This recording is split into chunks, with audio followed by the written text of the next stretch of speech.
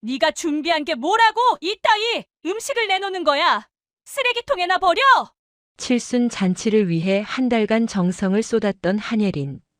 하지만 시어머니 박영자가 자신이 직접 만든 갈비찜을 쓰레기통에 쏟아버리는 순간 예린의 5년 결혼 생활은 한순간에 무너져 내렸습니다. 더 충격적인 건 남편 강우진 옆에 서 있던 화려한 여자 송다은이었죠.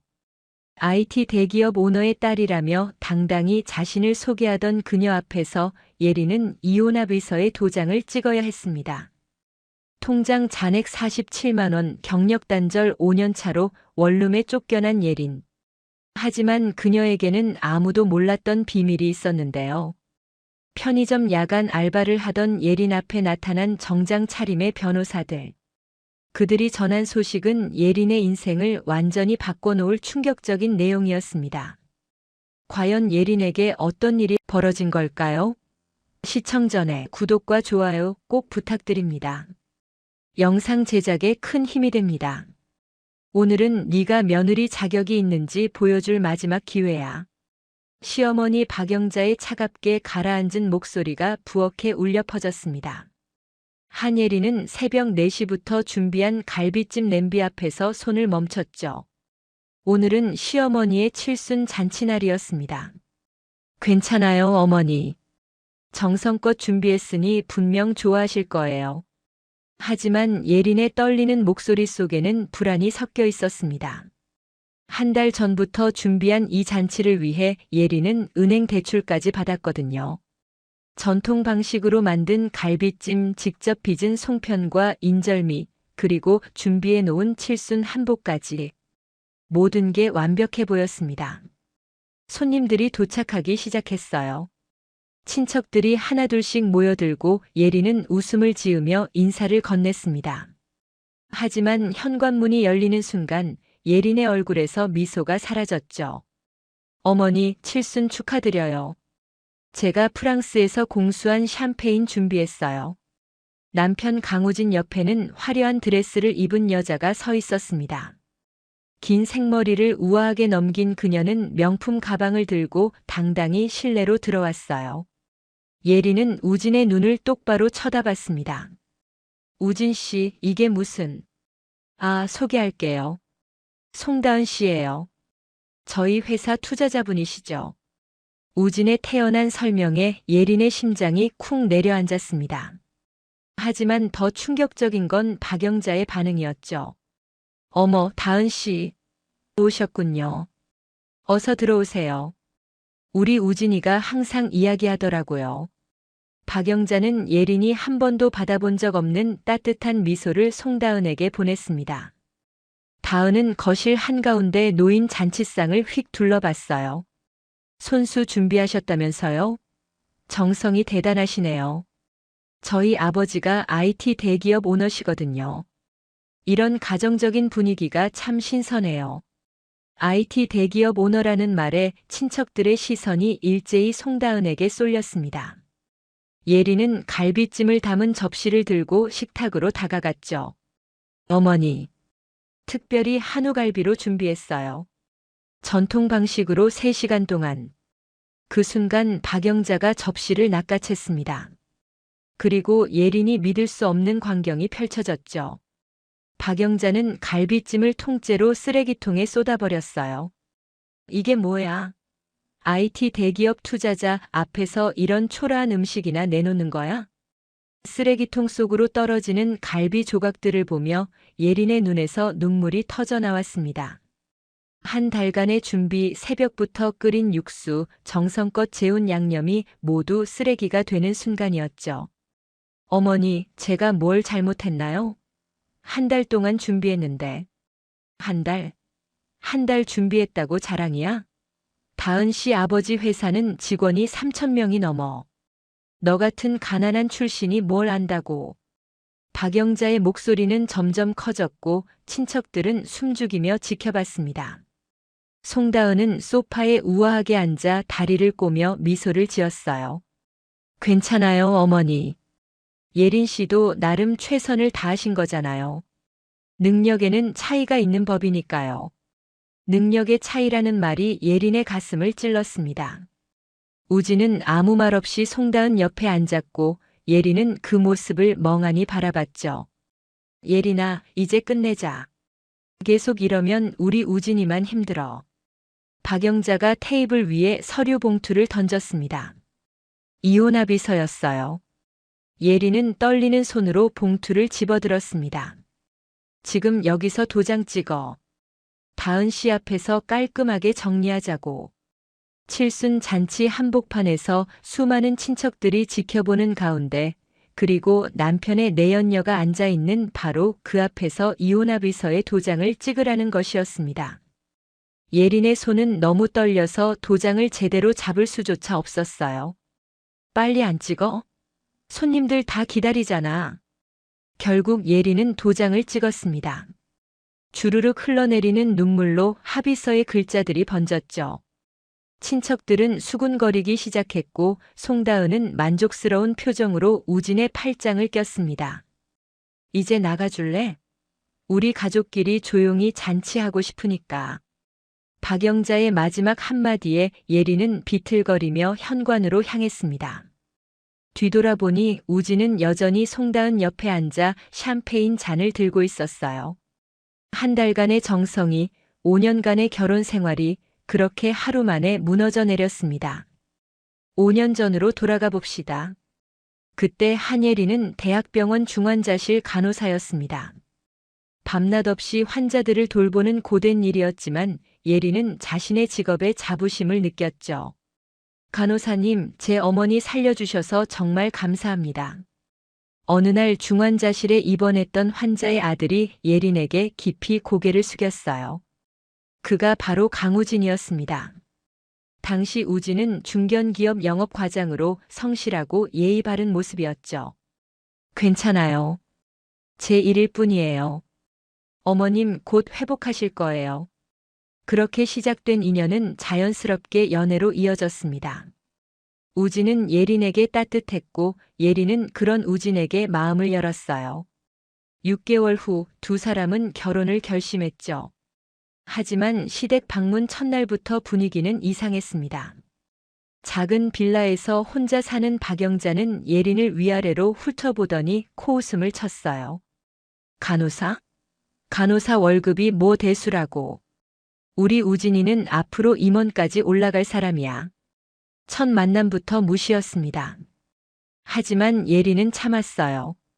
우진이 중간에서 어렵게 조율했고 결국 결혼식을 올렸습니다. 결혼 2년이 지났을 때였습니다. 박영자가 갑자기 예린을 불러 앉혔죠. 예린아, 너 언제까지 병원 다닐 거야? 우리 우진이 승진하려면 집안일에 전념하는 아내가 필요해. 요즘 임원들 부인들 다 전업주부거든. 그게 무슨 말씀이세요? 저는 제 일이 좋은데. 좋으면 뭐해? 남편 승진이 중요하지 네 일이 중요해? 시집온 며느리가 그것도 모르냐고. 박영자의 압박은 날이 갈수록 심해졌습니다. 우진도 조심스럽게 말을 꺼냈어요. 여보, 사실 회사에서 승진 대상자 부인들 모임이 있거든. 다들 전업주부라서. 나만 처가 직장 다녀서 좀 그래. 결국 예린은 병원을 그만뒀습니다. 10년간 쌓아온 경력을, 선배들에게 배운 노하우를, 그리고 환자들과의 인연을 모두 포기했죠. 박영자는 만족스러워했습니다. 그래, 이래야 며느리지. 이제부터 우진이 뒷바라지나 제대로 해. 하지만 우진의 승진은 오지 않았어요. 오히려 회사 실적은 계속 나빠졌고 구조조정 소문까지 돌았습니다. 예린은 집안일에만 전념했지만 박영자의 무시는 더 심해졌죠. 밥도 이 모양이야? 옆집 며느리는 식당 차려도 되겠다던데. 그러던 어느 날이었습니다. 예린이 우진의 휴대폰을 충전하려다 메시지 알림을 보게 됐어요.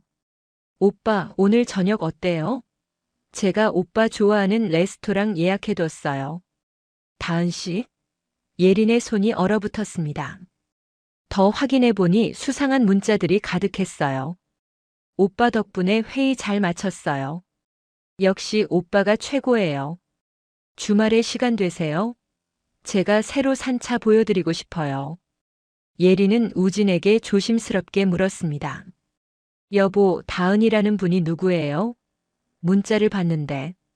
아, 그냥 회사 거래처 담당자야. 업무 때문에 연락하는 거니까 신경 쓰지 마. 우진의 대답은 너무 태연했습니다. 하지만 예린의 불안은 커져만 갔죠. 그리고 칠순 잔치 한 달 전 병원 동료였던 박하늘에게서 전화가 왔어요. 예린아, 미안한데. 오늘 호텔 로비에서 우진 씨 봤어. 근데 옆에 여자분이랑 있더라. 혹시? 하늘의 목소리는 조심스러웠습니다. 예린은 억지로 웃으며 대답했어요. 아, 회사 일 때문에 그런 거겠지. 걱정 마. 하지만 예린은 알고 있었습니다. 뭔가 잘못되고 있다는 걸. 그래도 칠순 잔치만은 완벽하게 준비하면 시어머니의 마음을 돌릴 수 있을 거라고 믿었죠. 그게 예린의 마지막 희망이었습니다. 칠순 잔치 한 달 전 예린은 계획을 세우기 시작했습니다. 이번만은 시어머니에게 인정받고 싶었거든요. 노트에 빼곡히 적힌 준비 목록을 보며 예린은 다짐했습니다. 갈비찜부터 시작해야겠어. 어머니가 좋아하시는 건 역시 한식이니까. 예린은 시장에 나가 직접 한우갈비를 골랐습니다. 정육점 주인이 놀랄 정도로 좋은 부위만 골라 샀죠. 집에 돌아와서는 갈비를 손질하며 레시피를 여러 번 확인했어요. 3일 동안 재워야 맛이 제대로 배는데 양념 배합이 중요하겠지. 그 다음은 떡이었습니다. 송편과 인절미를 직접 만들기 위해 떡 만드는 법을 배웠어요. 손이 부르트도록 반죽을 치대고 수십 번 쪄내며 연습했습니다. 하지만 가장 큰 문제는 비용이었어요. 예린은 통장 잔액을 확인하고 한숨을 쉬었습니다. 결혼 후 모아둔 돈이 몇백만 원밖에 안 남았거든요. 은행에 가야겠어. 대출받아서라도 완벽하게 준비하자. 예린은 신용대출을 신청했습니다. 500만 원. 칠순 잔치를 위한 돈이었죠. 대출 서류에 도장을 찍으며 예린은 다시 한번 다짐했어요. 이번 잔치가 끝나면 모든 게 나아질 거야. 어머니도 날 인정해 주실 거고 우진이랑 관계도 좋아지겠지. 그렇게 3주가 흘렀습니다. 예린은 한복집을 찾아갔어요. 시어머니 칠순 한복을 맞추러 간 거였죠. 하지만 우진의 태도는 점점 이상해졌어요. 주말마다 회사 일이 있다며 외출했고 집에 들어오는 시간도 늦어졌습니다. 여보, 이번 주말엔 같이 시장 갈 수 있어? 잔치 준비 도와줘. 미안, 회사 미팅이 있어서. 다음에 도와줄게. 우진은 매번 똑같은 대답만 했습니다. 예린은 혼자서 모든 준비를 해야 했죠. 박영자도 별반 다르지 않았어요. 뭘 해도 시원찮을 텐데 뭐. 네가 준비한다고 달라지겠어? 시어머니의 냉소적인 말에도 예린은 포기하지 않았습니다. 오히려 더 완벽하게 준비하려고 노력했죠. 잔치 2주 전 박하늘이 다시 전화를 걸어왔어요. 예린아, 진짜 미안한데. 어제 또 우진 씨 봤어. 강남 호텔 로비에서. 같은 여자랑 있더라. 이번엔 예린도 더 이상 무시할 수 없었습니다. 그 여자 어떻게 생겼어? 키가 크고 머리 긴 여자. 명품 옷 입고 있었어. 둘이 되게 친해 보이더라. 전화를 끊은 후 예린은 한참을 멍하니 앉아 있었습니다. 손에 들린 바늘이 떨렸어요. 하지만 이미 너무 많은 걸 준비했고 너무 많은 돈을 썼습니다. 일단 잔치는 치러야 해. 그 후에 우진이랑 얘기하자. 칠순 당일 아침이 밝았습니다. 예린은 새벽 4시에 일어나 갈비찜을 끓이기 시작했어요. 육수가 보글보글 끓는 소리를 들으며 예린은 기도했습니다. 제발 오늘만큼은 모든 게 잘 되게 해주세요. 하지만 불길한 예감은 틀리지 않았습니다. 집에 돌아온 우진은 평소와 달리 정장을 말끔히 차려입었고 향수까지 뿌렸어요. 여보, 오늘 특별히 신경 쓴 거야? 응, 어머니 칠순인데 당연하지. 우진의 대답은 자연스러웠지만 예린의 가슴은 계속 두근거렸습니다. 뭔가 잘못될 것 같은 느낌. 그리고 그 예감은 현실이 되었죠. 현관문이 열리고 송다은이 들어왔을 때 예린의 세상이 무너지기 시작했습니다. 한예린은 낡은 원룸문을 열었습니다. 보증금 500만 원, 월세 40만 원. 칠순 잔치 다음 날 이곳이 예린의 새로운 집이 되었어요. 짐이라고 해봐야 캐리어 하나가 전부였습니다. 시댁에서 가져온 옷가지와 몇 가지 생필품뿐이었죠. 예린은 방바닥에 주저앉아 이혼합의서를 다시 꺼내봤어요. 위자료 없음, 재산 분할 없음. 더 가혹한 조건이 뒤에 숨어 있었습니다. 결혼 전 예린이 간호사로 일하며 모아둔 적금 통장, 그 돈마저 시댁에서 가져가 버렸어요. 그 돈은 집안 경조사비로 이미 다 썼어. 네가 우리 집 며느리였으면 당연히 내야지. 박영자의 말이 귓가에 맴돌았습니다. 5년간 모아둔 3천만 원이 한순간에 사라진 거였죠. 예린은 핸드폰을 꺼내 은행 앱을 열었어요. 잔액 47만 원. 손이 떨렸습니다. 원룸 월세를 내고 나면 7만 원밖에 안 남는 금액이었어요. 예린은 고개를 들어 천장을 바라봤습니다. 이제 어떻게 살지? 다음 날 예린은 구직 사이트를 뒤지기 시작했습니다. 하지만 현실은 가혹했어요. 경력 단절 5년. 중환자실 경험이 있지만 너무 오래됐네요. 재교육이 필요할 것 같은데. 병원 인사팀 담당자의 말이 예린의 가슴을 찔렀습니다. 5년 전 박영자의 강요로 그만둔 병원, 그곳으로 돌아가는 길은 이미 막혀 있었죠. 그나마 다행인 건 편의점 야간 알바 자리가 있다는 거였습니다. 예린은 이력서를 작성하며 눈물을 삼켰어요. 하지만 선택의 여지가 없었습니다. 당장 내일 월세를 내야 했거든요. 예린은 편의점에 전화를 걸었습니다. 내일 저녁부터 시작할게요. 그날 밤 예린은 소셜미디어를 열어봤습니다. 우진의 계정에는 세 게시물이 올라와 있었어요. 사진 속 우진과 송다은은 고급 레스토랑에서 와인을 마시고 있었습니다. 다은의 손목에는 명품 시계가 반짝였고 우진은 행복한 미소를 짓고 있었죠. 드디어 진짜 사랑을 만났어요. 예린의 눈에서 눈물이 흘러내렸습니다. 5년간의 결혼 생활은 진짜 사랑이 아니었다는 말이었죠. 더 충격적인 건 박영자의 게시물이었어요. 우리 며느리 다은이 아버지 회사 건물 앞에서 드디어 제대로 된 며느리를 만났네요. 앞으로 좋은 일만 가득하길. 사진 속 송다은은 거대한 유리 건물 앞에서 포즈를 취하고 있었습니다. 건물 입구에는 IT 회사 로고가 선명했어요. 박영자의 댓글에는 친척들의 축하 메시지가 줄줄이 달려 있었습니다. 예린은 핸드폰을 던져버리고 싶었지만 그럴 수도 없었어요. 이 핸드폰이 유일한 연락수단이었거든요. 그날 밤 예린은 잠을 이루지 못했습니다. 편의점 야간 근무 첫날이었습니다. 오후 10시부터 다음날 아침 6시까지. 예린은 파란색 유니폼을 입고 계산대 앞에 섰어요. 어서 오세요. 손님들이 들락날락했습니다. 술 취한 남자, 야식을 사러 온 대학생, 택배 기사님. 모두가 예린을 그냥 편의점 알바생으로만 봤죠. 새벽 3시 가게가 잠시 한산해졌을 때 예린은 진열대를 정리하며 생각했어요. 이게 내 인생이구나. 5년 전으로 돌아가고 싶어. 손에 쥔 삼각김밥이 흐릿하게 보였습니다. 눈물이 또 흘러내렸거든요. 예린은 재빨리 눈물을 닦았습니다. 손님이 들어올 시간이었으니까요. 일주일이 지났습니다. 예린의 발은 부어 있었고 허리는 끊어질 것처럼 아팠어요. 시급 10,000원, 하루 8시간 근무로 벌 수 있는 돈은 한 달에 200만 원 정도였습니다.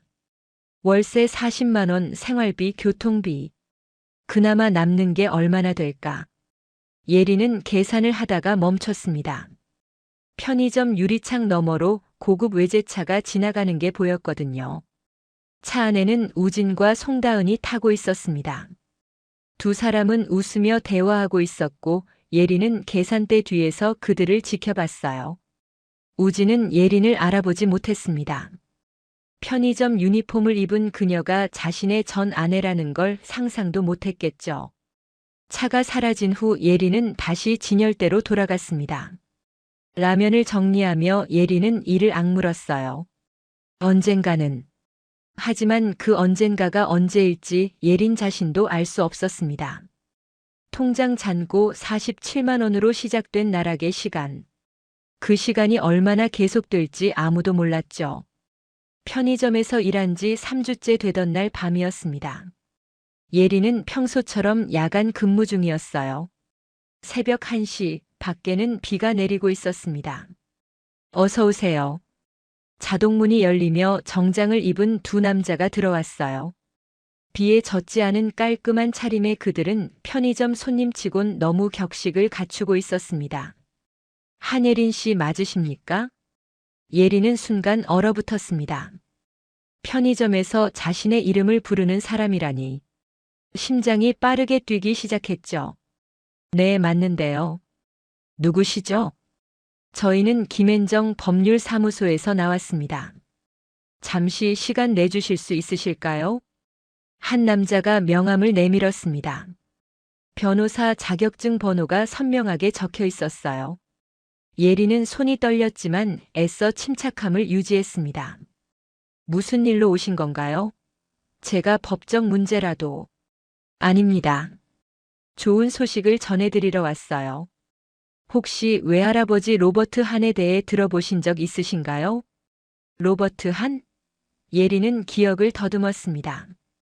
어머니가 돌아가시기 전 몇 번 언급하셨던 이름이었어요. 어머니가 말씀하시긴 했는데 제가 어렸을 때 미국으로 가셨다고만 들었어요. 맞습니다. 로버트 한 선생님은 미국에서 의료기기 회사를 설립하셨고 지난달 향년 85세로 별세하셨습니다. 변호사의 말에 예린은 가슴이 철렁 내려앉았습니다. 한 번도 만나보지 못한 외할아버지. 어머니가 보고 싶어 하시던 그분이 돌아가셨다니. 그런데 왜 저한테 오신 거죠? 할아버님께서 평생 한국에 계신 외손녀를 찾으셨습니다. 유언장에 한예린 씨를 유일한 상속인으로 지정하셨어요. 예린은 귀를 의심했습니다. 상속인? 한 번도 만난 적 없는 외할아버지가 자신을 상속인으로? 잠깐만요, 제가 뭘 상속받는다는 거죠? 다른 변호사가 서류 가방에서 두꺼운 파일을 꺼냈습니다. 먼저 미국 본사 메디테크 코퍼레이션의 지분 30%입니다. 현재 시가로 약 2천억 원 상당이에요. 예린의 머릿속이 하얘졌습니다. 2천억? 지금 편의점에서 시급 10,000원 받으며 일하는 자신에게 2천억이라니. 그리고 서울 강남에 위치한 메디컬 빌딩도 포함됩니다. 지상 20층, 지하 5층 규모죠. 더 이상 말을 잇지 못했습니다. 예린은 계산대를 붙잡고 겨우 중심을 잡았어요. 마지막으로 현금 500억 원이 미국 은행에 예치되어 있습니다. 모든 상속 절차는 한 달 내로 완료될 예정입니다. 편의점 형광등이 윙윙거렸습니다. 예린은 이게 꿈인지 생시인지 구분할 수가 없었어요. 할아버님께서 남기신 편지가 있습니다. 변호사가 낡은 봉투를 건넸습니다. 예린은 떨리는 손으로 편지를 꺼냈어요. 한글로 쓰여진 할아버지의 글씨가 어머니의 필체와 닮아 있었습니다. 사랑하는 외손녀 예린에게. 나는 평생 너를 찾았단다. 내 어머니가 세상을 떠났다는 소식을 늦게 들었고 그때부터 너를 찾기 시작했지. 미안하구나. 할아버지가 더 일찍 찾지 못해서. 하지만 이제라도 내가 행복하게 살 수 있도록 모든 걸 준비했어. 내 어머니가 간호사의 길을 걷고 싶어 했듯이 너도 의료계에서 일한다는 소식을 들었다. 자랑스럽다. 이 재산으로 내가 원하는 꿈을 이루길 바란다. 사랑한다, 예린아. 할아버지 로버트 한. 편지를 읽으며 예린의 눈에서 눈물이 쏟아졌습니다. 평생 찾아주셨다는 말, 자랑스럽다는 말. 예린은 한 번도 받아보지 못한 사랑이었죠. 상속 절차에 대해 자세히 설명드리겠습니다. 내일 사무실로 방문해 주실 수 있으신가요? 예린은 고개를 끄덕였습니다. 변호사들이 떠난 후 예린은 한참 동안 계산대에 서 있었어요. 창밖으로 비는 계속 내렸고 편의점 형광등만이 그녀를 비추고 있었습니다. 통장 잔고 47만 원에서 수천억 원의 상속인으로, 편의점 알바에서 의료기기 회사 대주주로, 예린의 인생이 완전히 바뀌는 순간이었습니다. 일주일 후 한예린은 서울 강남의 한 고급 오피스텔에 앉아 있었습니다. 변호사들과의 미팅을 마친 후였죠. 상속 절차는 생각보다 빠르게 진행되었어요. 이제 한 씨께서 메디테크 코리아 지점의 대표이사가 되시는 겁니다. 책상 위에 놓인 서류들을 보며 예린은 조용히 미소 지었습니다. 하지만 복수를 위한 미소는 아니었어요. 아직은 때가 아니었거든요. 제 신분은 철저히 비밀로 해주세요. 당분간은 조용히 움직이고 싶습니다. 변호사들이 고개를 끄덕였습니다. 예린은 창밖을 내다봤어요. 저 멀리 보이는 빌딩들 사이 어딘가에 우진의 회사가 있을 거였죠. 다음 날 예린은 사설 조사 회사를 고용했습니다. 목표는 강우진의 회사와 송다은의 아버지 회사를 조사하는 것이었어요. 일주일만 시간을 주세요. 모든 걸 파악해드리겠습니다. 조사 결과는 예상보다 빨리 나왔습니다. 예린은 보고서를 받아들고 천천히 읽기 시작했어요. 강우진의 회사는 심각한 재정난에 시달리고 있었습니다. 대출금 상환이 밀려 있었고 투자자를 찾지 못하면 석 달 내 부도 위기였죠. 더 충격적인 건 송다은의 아버지 회사였어요. IT 대기업이라던 그 회사는 실상 허울뿐인 유령 회사였습니다. 송철수, 다은 씨 아버지로 알려진 인물은 사기 전과 산범입니다. 현재 회사는 빚이 100억 원이 넘고요. 예린은 보고서를 덮으며 냉소를 지었습니다. IT 대기업 오너의 딸, 모두 거짓말이었던 거죠. 그날 오후 예린은 페이퍼 컴퍼니를 설립했습니다. 회사명은 그린 메디칼 인베스트먼트. 겉으로는 평범한 투자 회사였어요. 이 회사 이름으로 강우진 회사 주식을 매입하겠습니다. 변호사가 서류를 준비했습니다. 예린은 조용히 우진 회사의 지분을 사들이기 시작했어요. 30%, 40%, 51%. 결국 예린은 우진 회사의 대주주가 되었습니다. 우진은 전혀 몰랐겠죠. 자신을 버린 전 아내가 회사의 실질적 주인이 되었다는 걸. 예린은 만족스러운 미소를 지었어요. 다음은 송다은 아버지의 회사 채권이었습니다. 예린은 은행들을 찾아다니며 부실 채권을 매입했어요. 모두 합치면 120억 원어치의 채권입니다. 이제 송철수 씨 회사의 생사여 탈권을 쥐신 거나 마찬가지죠. 예린은 고개를 끄덕였습니다. 하지만 아직 움직일 때가 아니었어요. 더 완벽한 타이밍을 기다려야 했습니다. 한 달 후 강남 한복판에 새로운 건물이 문을 열었습니다. 한 메디컬 센터. 지상 20층 규모의 최첨단 의료시설이었죠. 뉴스에서도 이 소식을 다뤘습니다. 한 메디컬 센터가 오픈했습니다. 최신 의료 장비와 우수한 의료진으로 주목받고 있는데요. 예린은 센터장으로 부임했습니다. 더 이상 간호사가 아니라 경영자로서 의료계에 복귀한 거였죠. 직원 채용 공고를 내자 수백 명이 지원했어요. 예린은 특히 간호사 채용에 신경을 썼습니다. 우리 센터 간호사 연봉은 업계 최고 수준으로 책정하겠습니다.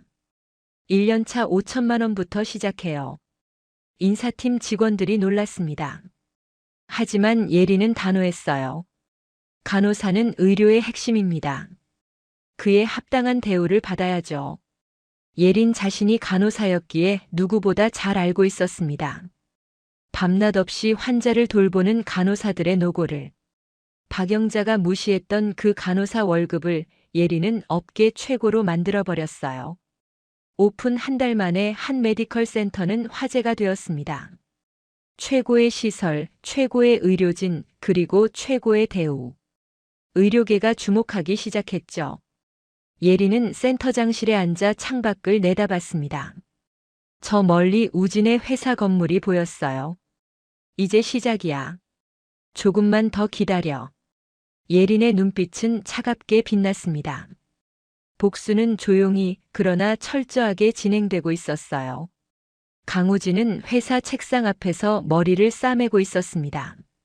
모니터에는 빨간 숫자들이 가득했어요. 과장님, 투자자 측에서 연락 왔습니다. 투자금 전액 회수하겠답니다. 직원의 말에 우진은 고개를 떨궜습니다. 그린 메디칼 인베스트먼트라는 투자 회사가 갑자기 투자금을 회수한다는 거였죠. 이유가 뭐래? 계약서에 명시된 기한도 안 됐는데 특별 조항을 발동한다고 합니다. 회사 실적 악화 시 즉시 회수 가능하다는. 우진은 계약서를 다시 펼쳐봤어요. 작은 글씨로 적힌 조항이 눈에 들어왔습니다. 변호사가 검토했을 때는 문제 없다고 했던 부분이었죠.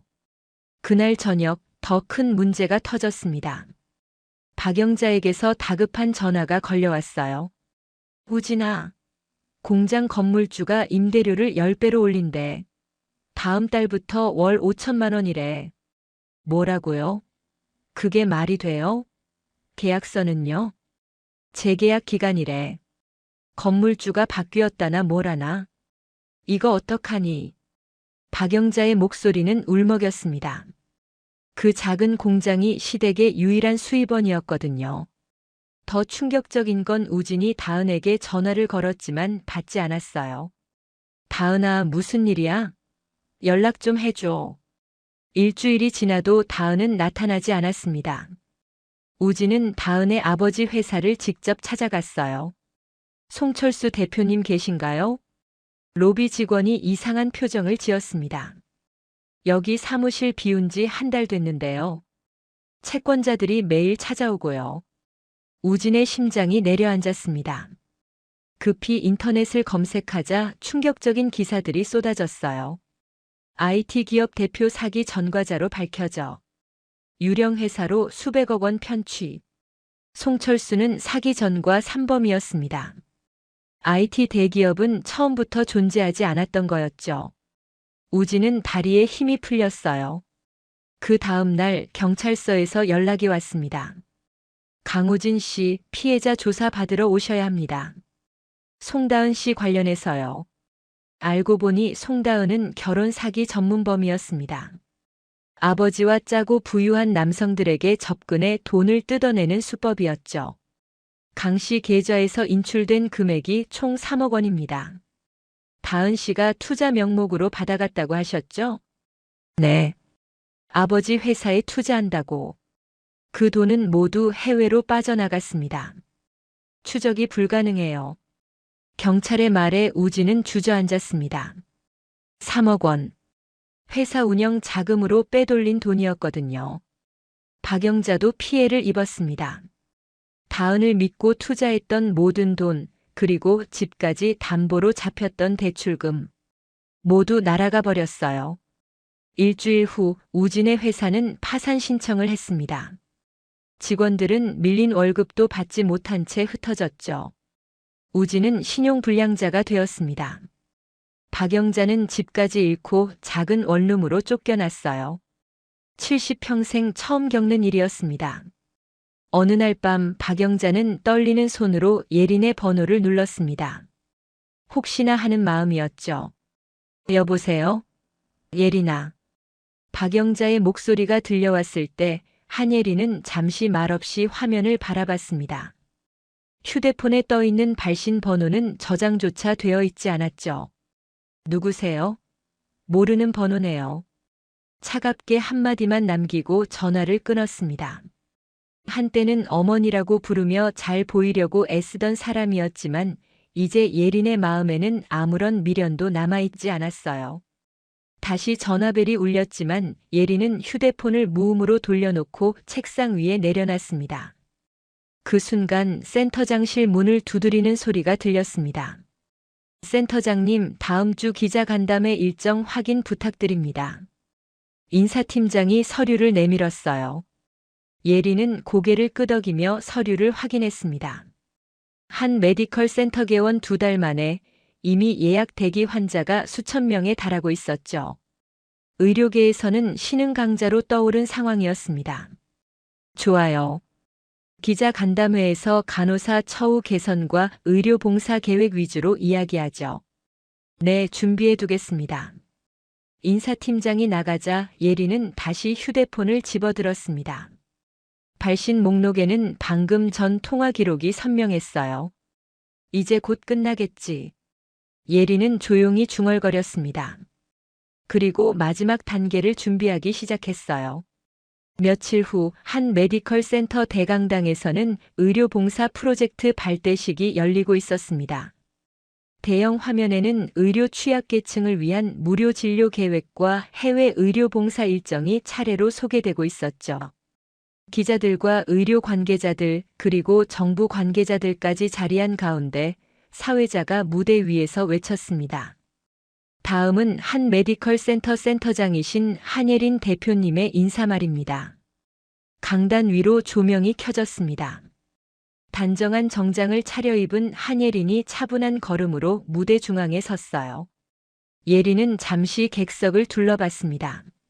앞줄에는 정부 관계자와 의료계 원로들이 앉아 있었고 뒷줄에는 일반 시민들도 자리를 채우고 있었죠. 안녕하세요. 한 메디컬 센터 센터장 한예린입니다. 예린의 목소리는 단단했습니다. 젊었을 때 대학병원 간호사로 일했습니다. 그때 밤새 환자를 붙들고 버티던 동료들을 보면서 다짐했어요. 언젠가 의료진이 정당한 대우를 받는 병원을 만들겠다고요. 오늘 그 약속을 조금이나마 지키게 되어 기쁩니다. 기자들이 빠르게 키보드를 두드렸습니다. 예리는 이어서 말했어요. 우리 센터는 앞으로 매년 매출의 10%를 사회공헌에 쓰려고 합니다. 의료 사각지대에 있는 분들을 위해 무료 진료, 재활치료, 해외 의료 봉사를 진행하겠습니다. 이때 사회자가 다시 마이크를 잡았습니다. 깜짝 발표가 하나 더 있습니다. 한 센터장님께서 최근 대통령 표창 수상자로 선정되셨습니다. 의료 공헌과 간호사 처우 개선 공로를 인정받으셨습니다.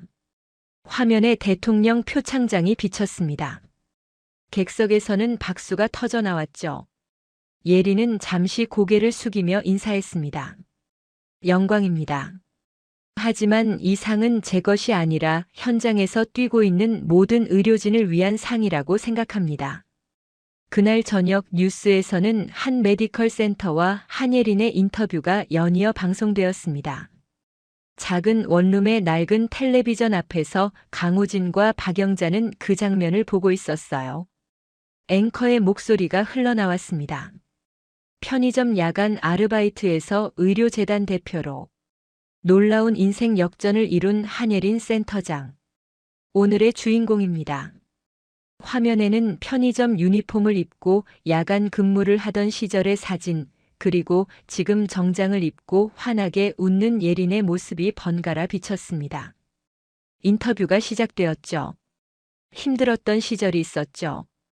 편의점 야간 알바를 하며 다짐했습니다. 진짜 실력으로 성공하겠다고요. 기자가 물었습니다. 가장 힘들었던 순간은 언제였나요? 칠순 잔치날이 떠올랐습니다. 하지만 예리는 조용히 웃으며 대답했어요. 과거 이야기는 길게 하고 싶지 않아요.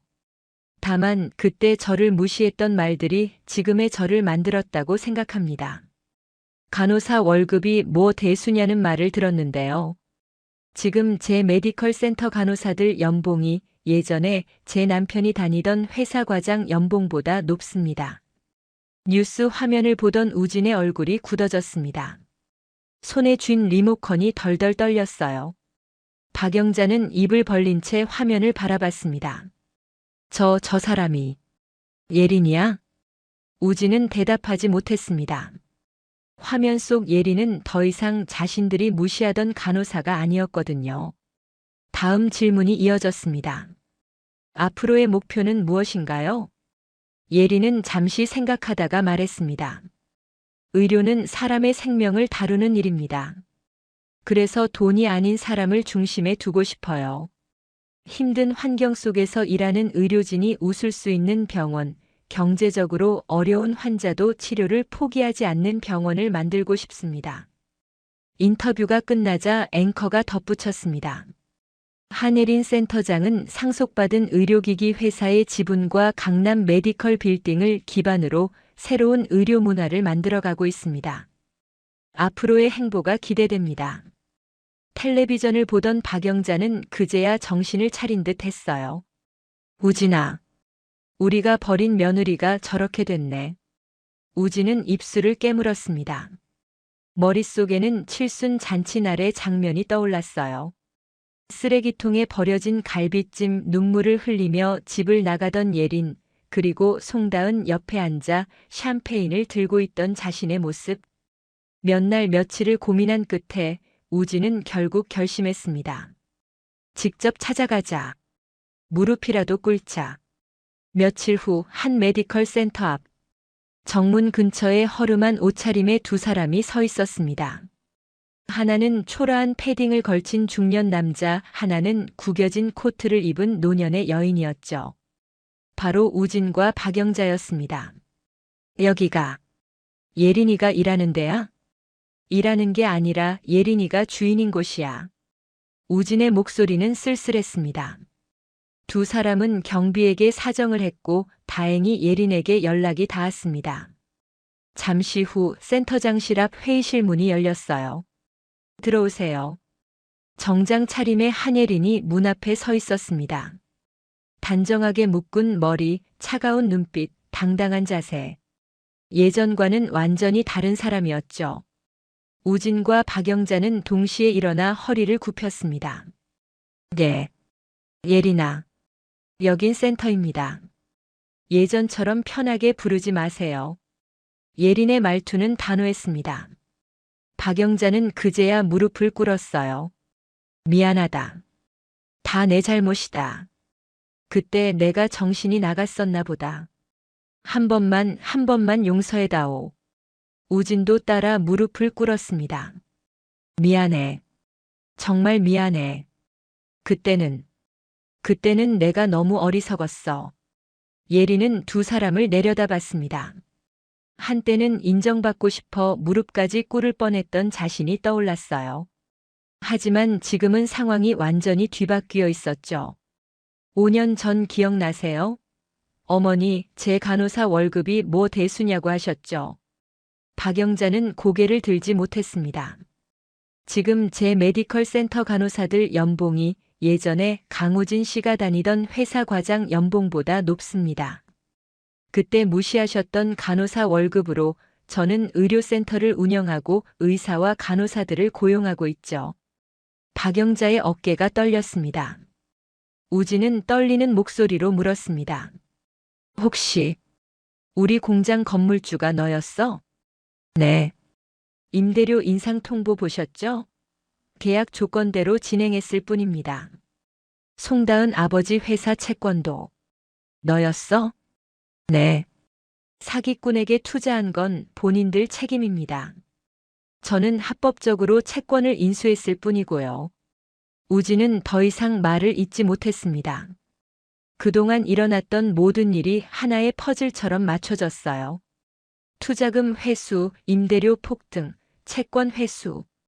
그 모든 배후에 예린이 있었다는 사실을 뒤늦게 깨달은 거였죠. 그래도 우리 가족이었잖니. 같이 살았던 정이 있는데. 박영자의 말에 예린은 고개를 저었습니다. 가족이요? 가족이 칠순 잔치날 며느리를 내쫓고 내연녀 앞에서 이혼 도장 찍게 하나요? 가족이 며느리 적금을 경조사비라며 가져가나요? 박영자는 입을 다물었습니다. 할 말이 없었죠. 전 과거를 잊지는 못합니다. 그렇다고 해서 복수만을 위해 사는 것도 아니에요. 지금 저는 제 인생을 살고 있을 뿐입니다. 우진은 마지막 희망을 걸고 물었습니다. 혹시 우리 다시 시작할 수 있을까? 너랑 나. 예리는 잠시 우진을 바라봤습니다. 예전 같으면 심장이 흔들렸을지도 모릅니다. 하지만 지금은 아니었어요. 강우진 씨, 당신은 제 과거입니다. 저는 다시 뒤로 돌아가지 않아요. 저를 버렸던 사람들에게 돌아갈 이유도 없고요. 우진의 눈가가 붉어졌습니다. 그래도 사람 사는 게 혹시나 해서, 혹시라는 말은 이제 그만하시죠. 혹시가 아니라 이미 끝난 이야기니까요. 예리는 마지막으로 두 사람을 바라봤습니다. 어머니, 그리고 강우진 씨.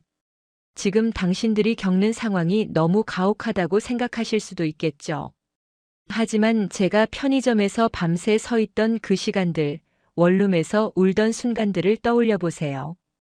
그때 제게 손 내밀어 준 사람은 아무도 없었습니다. 예리는 문 쪽으로 걸어갔습니다. 이제 돌아가세요. 여기서 더 해줄 수 있는 건 없습니다.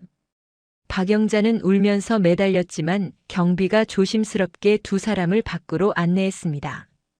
회의실 문이 닫히는 순간 우진과 박영자는 완전히 다른 세계 사람이 되어 있었어요. 며칠 후 우진은 작은 공장의 야간 근무자가 되었습니다. 기계 소음이 가득한 공장에서 컨베이어 벨트를 지키며 예전 자신의 명함을 떠올렸죠. 지금은 아무 의미 없는 과거의 타이틀이었습니다. 박영자는 좁은 원룸에서 혼자 살았습니다. 벽에는 아무런 사진도 걸려 있지 않았고 냉장고에는 반찬 몇 가지가 전부였어요. 텔레비전에서는 또 한 번 예린의 뉴스가 흘러나왔습니다.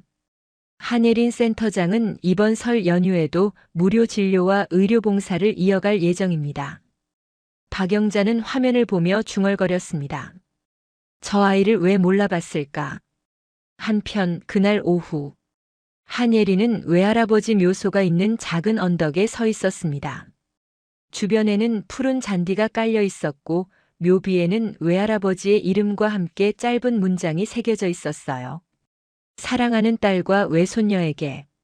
예린은 조용히 절을 했습니다.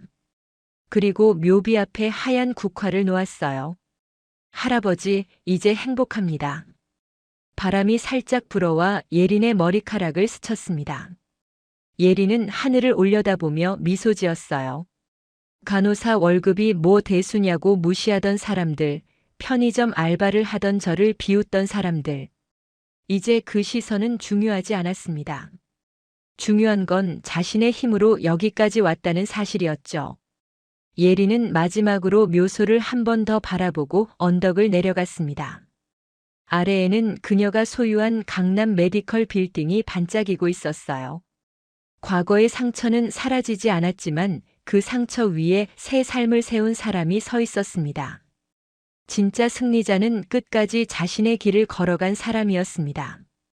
오늘 이야기가 좋으셨다면 구독과 좋아요, 알람 설정 잊지 마시고 소중한 댓글 하나가 큰 힘이 됩니다. 시청해 주셔서 진심으로 감사드립니다.